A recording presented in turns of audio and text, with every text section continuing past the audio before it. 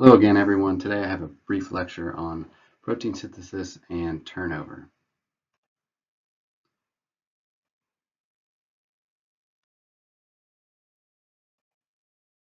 We all know the central dogma uh, of biology. DNA goes to RNA, goes to protein. And the focus of this lecture is mainly on the step going from the translation step going from RNA to protein. We'll talk about how that occurs, and once that occurs, some of the mechanisms that are involved in DNA or in protein synthesis and turnover. Here's an outline for today's lecture. I'm going to talk briefly about the genetic code as it's relevant to this lecture. Then I'll talk about the machinery involved in protein synthesis, the actual processes and the steps that are involved with that. Then as the protein is being made, how it's folded, at least what we know about how it's folded. Then discuss about protein targeting and post-translational modification, and then end the lecture with some relevant medical examples. First, let's talk about the genetic code. The genetic code itself is actually degenerate. There are 4 nucleotides in messenger RNA, A, C, G, and U, that encode for proteins that have 20 different amino acids. If you think about the total possibilities with 3 nucleotides in messenger RNA used to specify an amino acid, a codon being the 3 amino acids that do that, just using math, you can figure out that there's 64 possibilities. But in fact, there are only 20 amino acids, as you know, so there's some degeneracy in the genetic code in that there can be more than one codon that encodes for a particular amino acid. And I'll show you a few examples here in a minute. In general, the code is pretty universal between bacteria and humans and other organisms. There are some exceptions, and I think I note a couple of these in the lecture today in bacteria and in the mitochondria. When we talk about going from messenger RNA to protein, the read is in succession in triplets starting at the start codon. Here's a list of the codons. So you will see methionine is the most notable codon, AUG. That's where the protein translation starts. And it's just one single triplet that encodes for methionine. A similar example is tryptophan. There's only one codon that encodes for tryptophan, whereas you can see something like arginine has 6. And obviously the stop codons are important as well to stop protein translation.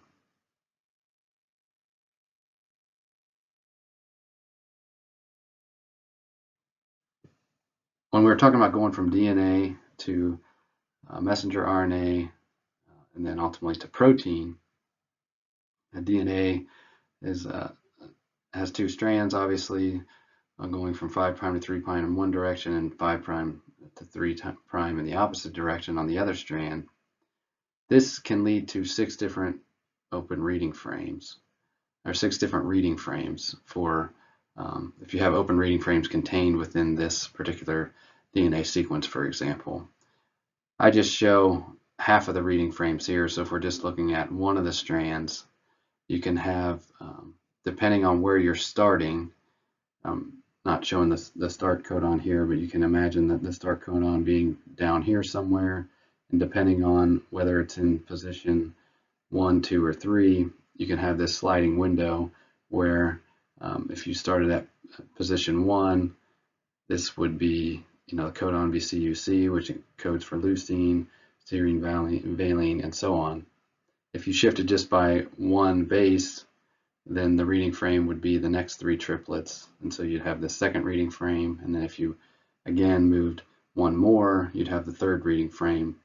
If you move down 4, then you'd be back to this original reading frame. So this, in this direction, this leads to 3 different reading frames. But then if you have the opposite strand, you have 3 more reading frames in that direction. So in total, when you have double-stranded DNA with open reading frames in it. You can have 6 different frames, essentially depending on where the open reading frame is located.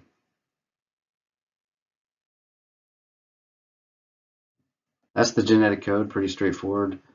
The next thing I'm going to talk about is protein synthesis. So how does this actually occur? What's the machinery? What are the steps involved? One of the main components is the transfer RNA, or the tRNA. This is obviously an RNA molecule. It has at what's called the acceptor stem, the amino acid that's going to be attached to the growing protein chain. In this case, the example here is phenylalanine. It has this structure here, this clover leaf-like structure that people like to use in two-dimensional space. If you show it in dimensional representation, it looks more like this. And then if you just rotate this 90 degrees, it would look like that. But the main components again are the acceptor stem, and then there's this anticodon loop, and the anticodon is what binds to the codon on the messenger RNA to encode for a particular amino acid. And this is just what it would look like in complete linear representation.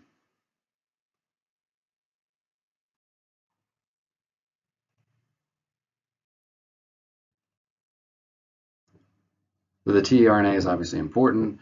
It's used within the ribosomes to produce the protein of interest. The ribosome itself it contains both small and large subunits, and it forms these 3 specific sites which the tRNAs bind to. So it has the A site where the aminoacyl tRNA, which is the molecule we just showed on the previous slide there. This is what would be considered the donor tRNA molecule during the reaction of the growing peptide chain. The P site contains the peptidyl tRNA. So this is the growing peptide chain that's already, that's the growing along the chain, whereas the A site contains the next amino acid that's coming in. And the E site is the exit site that's just essentially needed for the fidelity of the reactions. The actual peptide bond is formed in the A and the P site.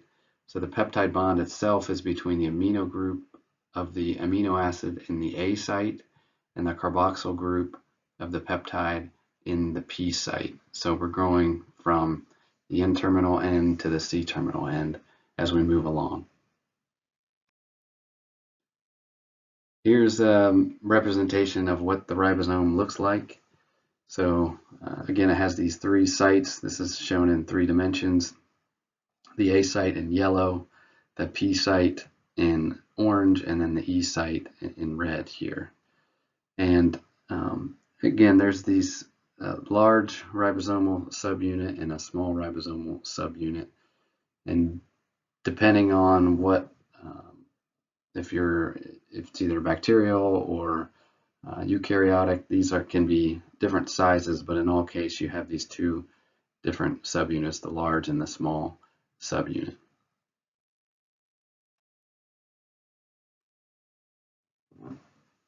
Let's talk about how this whole process works, but first I'd like to talk about how the tRNA is made.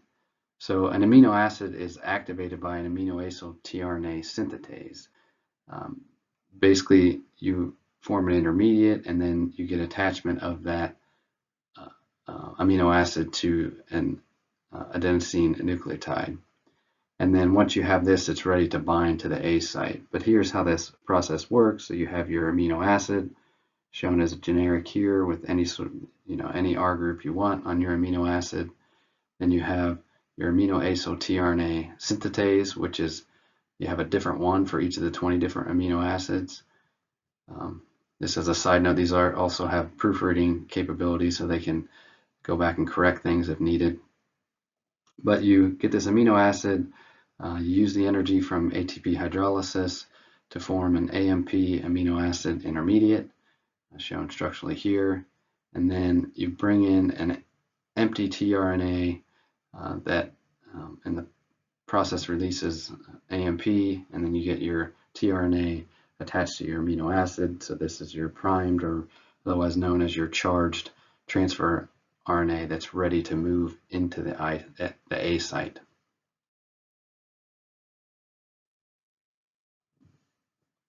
The other thing to note here is that you can have some wobble base pairing between codons and anticodons. So this allows the tRNA anticodon that may not be perfectly complementary to the mRNA to allow protein synthesis. So this varies among bacteria and eukaryotes, but this chart isn't terribly important, but it gives you a flavor of what some of that wobble looks like.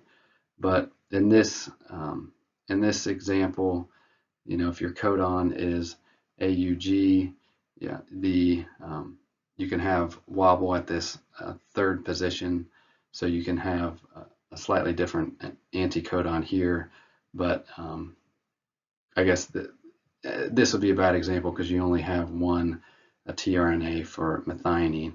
But in other examples, you can have, say we're looking at this one here, you can have slightly different anticodons that code for this same amino acid, and you can have wobble at this third position such that your tRNA can still bind just through the bonding interactions between the first two bases, but the third one might not be as tightly bound, but you still can get binding of the tRNA due to this what's called wobble. Really, this is a little bit of a side note, but just that it helps allows again the tRNA anticodon that is not perfectly complementary to still bind such so that your protein synthesis doesn't stall.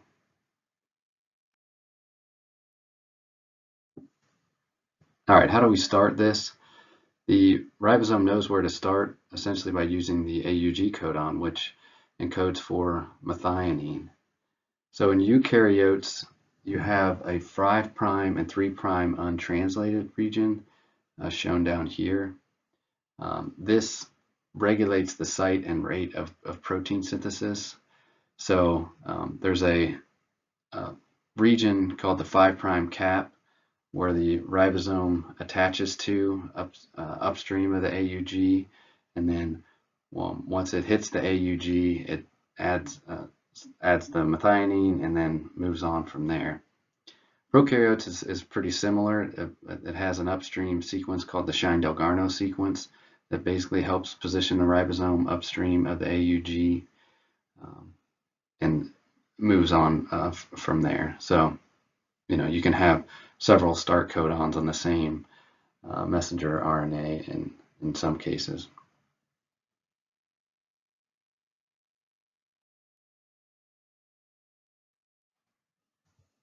Okay, let's talk a little bit more details about the processes of protein synthesis. So first you have initiation, elongation, and termination. And let's talk through each of these a little bit. They vary slightly, sometimes between eukaryotes and prokaryotes. Initiation eukaryotes occurs like this. You have in step 1, you have the 40S small subunit of the ribosome. It forms a complex with initiation factors. This picture is actually not from your textbook, it's from a separate textbook. But the 40S forms these complex with these initiation factors here. And in the second step, the complex is directed to the 5' end of the messenger RNA by this initiation factor 4F, shown here. This is pretty similar in bacteria, except the Shine-Delgarno sequence that we just mentioned is used in that case. But essentially, this whole complex then scans the messenger RNA until it finds the AUG codon. And then you get the 60S subunit binding, and then the tRNA is directed to the P site, and the initiation factors dissociate, which requires GTP hydrolysis. So now we've started our protein synthesis. Now we have to continue to make our protein longer, and here's a representation of how this elongation step works. So we have in the ribosome, we have our E, P, and A site. In the first step, you get the binding of the charged tRNA to the A site, so it would be the next amino acid to be added. If we have a growing peptide chain with 3 amino acids, the fourth one is coming in. Then in step 2, you get the peptidyl transferase activity, which is actually catalyzed by ribosomal RNA. This was a pretty huge finding in the field a couple decades ago, that the RNA is actually catalyzing this reaction. But anyway, it catalyzes the peptide bond formation between the amino acid and the A site and the amino acid and the P site. And then the ribosome moves one codon down in the mRNA with the help of elongation factors. And then the uncharged tRNA in the P site moves to the E site and is essentially released. And so now you've basically displaced, now you have the 4 amino acids here instead of 3. And you can see the process can start over again with the next one in line, and then keep growing your peptide chain until you get to the termination step. So the termination step is shown here, and what happens here is the A site reaches a stop codon. That's a little hard to see here, you might need to zoom in, but the stop codon UGA is shown here. Once we get that in the A site, protein releasing factors cause the protein attached to the last tRNA molecule on the P site to be released. This requires GTP hydrolysis, and then essentially water is added to the protein and released from the tRNA. And then the ribosome is released from messenger RNA so it can translate another messenger RNA into protein. That's protein synthesis, a very high-level overview. As the protein is being synthesized, it also needs to be folded. A little bit about that. So sometimes proteins can fold by themselves. Other times they require chaperones or proteins that help fold other proteins. These chaperones essentially bind to hydrophobic regions of unfolded proteins so that as a protein is being made, it just doesn't aggregate into an insoluble mess, essentially. These chaperones cycle through protein binding and release with regulation from ATPases, activities, and cofactor proteins. You may have heard the term heat shock proteins. That's one class of chaperones. That's just a little bit about protein folding. Let's talk a little bit about protein targeting and post-translational modification. So after a protein's made, the job's not over all the time. You may have some modifications afterwards. You may want the protein to go to specific cellular regions, for example. So let's talk through that. Protein targeting, first, something known as the polysome is messenger RNA with several bound ribozymes. These can either be free in the cytoplasm. These are when proteins are destined for the cytoplasm or the nucleus. Or you can have these bound to the rough endoplasmic reticulum. In this case, proteins would be destined for membrane secretion.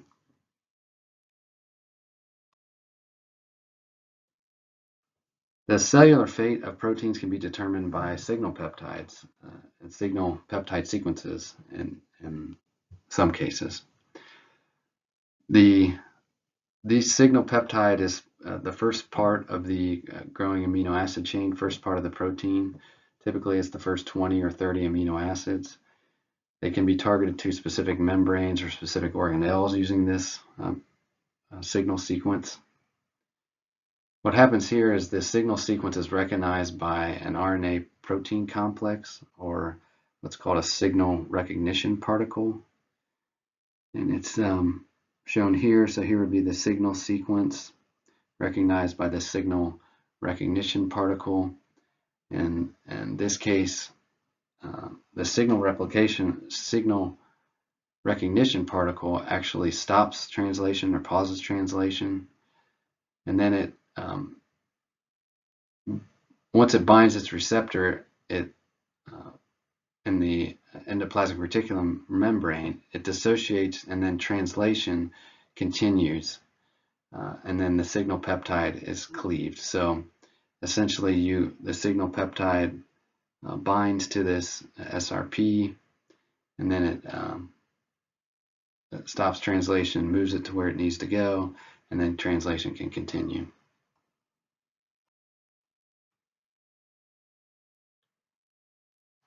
There are also post-translational modifications. These are just modifications that occur after the protein's made. They may impact protein activity or folding of the protein. These occur in the endoplasmic reticulum. So again, that you get removal of the signal peptide, that would be considered a post-translational modification. It can also happen, PTMs can also happen in the Golgi apparatus. You can get addition of carbohydrates, removal of the first methionine residue. You can get cleavage of propeptides, which we talked about some of those in my early on lectures. So for example, trypsin and some of these other proteases are first produced as proteins that contain a propeptide that are essentially make the protein inactive. And then once you cleave that propeptide, the protease becomes active. So that would be considered a post-translational modification.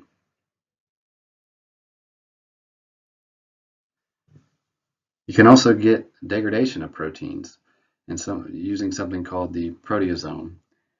The proteins are degraded and amino acids are recycled due to oxidation over time, so they are needed for removal.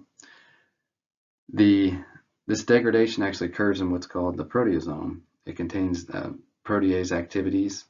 So here's a schematic representation of that. Proteins themselves are directed to the proteasome by ubiquitination. So ubiquitin is just a 76 amino acid protein shown by this generic U here. This U or ubiquitin is activated by what's called the E1 enzyme, and then it's carried by the E2 enzyme, and then it's transferred to the target protein by the E3 enzyme. But essentially, your target protein can get one or more ubiquitins attached to it, and then the body knows, okay, hey, we need to degrade this protein with all these ubiquitins attached to it. And then the proteasome contains several proteases that essentially just chop up your protein and can recycle amino acids.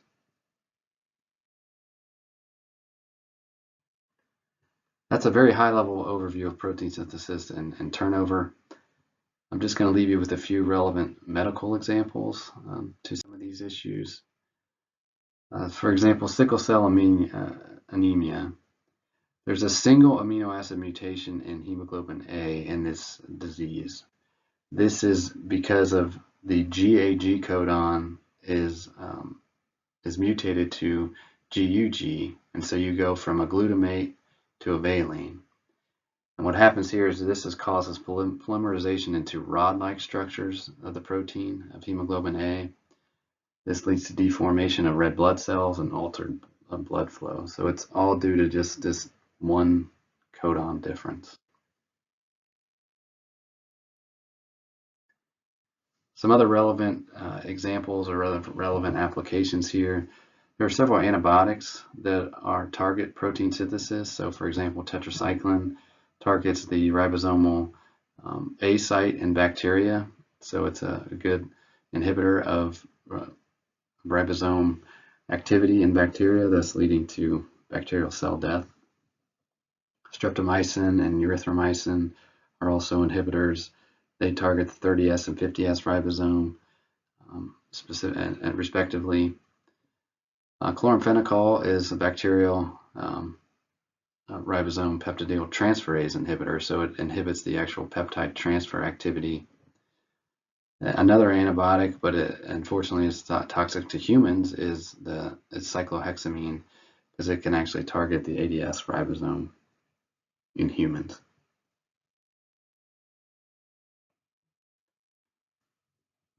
Proteasome inhibition, another example here, multiple myeloma cancer are caused by unchecked growth of B cells. There's something called a drug called bortezomib, which targets the proteasome. This can actually inhibit degradation of proteins involved in programmed cell death, thereby increasing the death of cancer cells. So essentially you limit the destruction of proteins involved in apoptosis, and then those can actually kill cancer cells. So this is a cancer involving drug. This is the last slide for today. I don't have a study guide for this one. I think this lecture is pretty short and pretty straightforward. There's not a ton of information on these slides, so I think you guys can understand what may come out of the test for this one. I think there's probably only going to be 3 or 4 questions from this lecture on the test, but reach out to me if you have any questions, and I will see you next time. Thanks.